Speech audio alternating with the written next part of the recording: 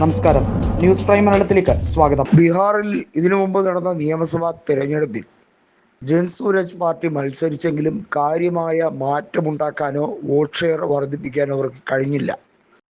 മാത്രമല്ല, അവർ പ്രതീക്ഷിക്കത്തക്ക രീതിയിലുള്ള ഒരു ഇമ്പാക്റ്റ് ഉണ്ടാക്കാൻ കഴിയാതെ പോയതിൻ്റെ എല്ലാ നിരാശയും അവർക്കുണ്ട്.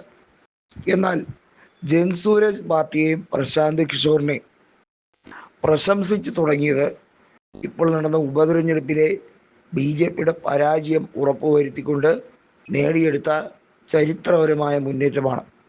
19,000 വോട്ടുകളുടെ ഭൂരിപക്ഷത്തിൽ ജയിച്ചതുകൊണ്ട് മാത്രമല്ല, ബാങ്കിപ്പൂർ എന്ന മണ്ഡലം പരമ്പരാഗത സംഘപരിവാർ കോട്ടയായിട്ട് പോലും അവിടെ പൊളിച്ചെഴുതി.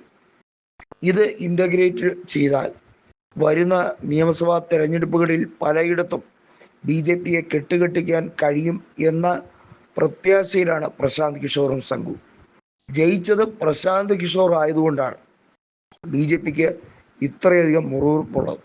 കാരണം അദ്ദേഹം ഒരു സീറ്റിൽ ജയിച്ചതുകൊണ്ട് അടങ്ങിയിരിക്കുന്നൊരു വ്യക്തിയല്ല. അദ്ദേഹം ഇലക്ഷൻ തന്ത്രജ്ഞനാണ്. ലോക്സഭയിലും നിയമസഭയിലുമെല്ലാം പല വിവിധ രാഷ്ട്രീയ പാർട്ടികളെ അധികാരം പിടിക്കാൻ സഹായിക്കുന്ന പല ഗിമിക്കുകളും അറിയുന്ന ഒരു മനുഷ്യൻ.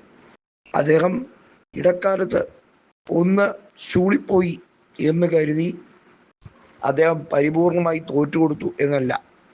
നമുക്കറിയാം, പ്രശാന്ത് കിഷോർ ഇടക്കാലത്ത് വെച്ച് ഐക്യജനതാദളിൻ്റെ വൈസ് പ്രസിഡന്റ് വരെ ആയതാണ്.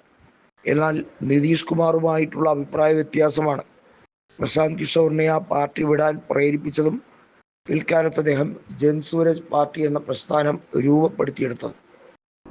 ഇനി പ്രധാനമായിട്ടും ചിന്തിക്കേണ്ട ഒരു കാര്യം, ഐക്യ ജനതാദൾ പിളർപ്പിലേക്ക് നീങ്ങും എന്ന കൃത്യമായ സൂചന എന്തുകൊണ്ടാണ് ബാങ്കിപ്പൂരിലെ നിയുക്ത MLA ആയ പ്രശാന്ത് കിഷോർ കൊടുക്കുന്നത്? പിളരാനുള്ള മുഖ്യ കാരണം തന്നെ അധികാരം നഷ്ടപ്പെടലാണ്. നിതീഷ് കുമാർ ഐക്യത്തോടെ കൊണ്ടുപോയാൽ മാത്രമേ അതിനെ ഐക്യ ജനതാദൾ എന്ന് പറയാൻ കഴിയുകയുള്ളൂ. ഇതിപ്പോൾ പല രീതിയിൽ ചിന്നിച്ചിതറിപ്പോകുന്ന ഒരവസ്ഥയാണ്.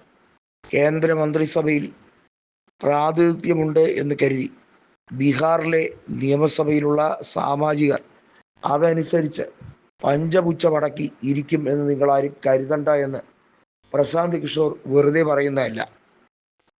വരും ദിവസങ്ങളിൽ ബീഹാറിൽ വലിയ സമരമാർഗങ്ങൾ കാണും. നമുക്കറിയാം, ഇതിനു മുമ്പും അഗ്നിപത് സമരം ഉൾപ്പെടെ നിരവധിയായ പ്രശ്നങ്ങൾ BJP അഭിമുഖീകരിച്ചിട്ടുണ്ട്.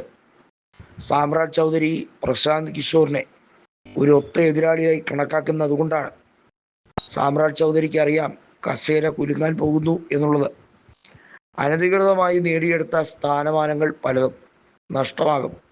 ബീഹാറും മഹാരാഷ്ട്രയും അങ്ങനെ അനധികൃതമായി BJP സഖ്യകക്ഷികളെ ചതിച്ചുണ്ടാക്കിയെടുത്ത നേട്ടമാണ്.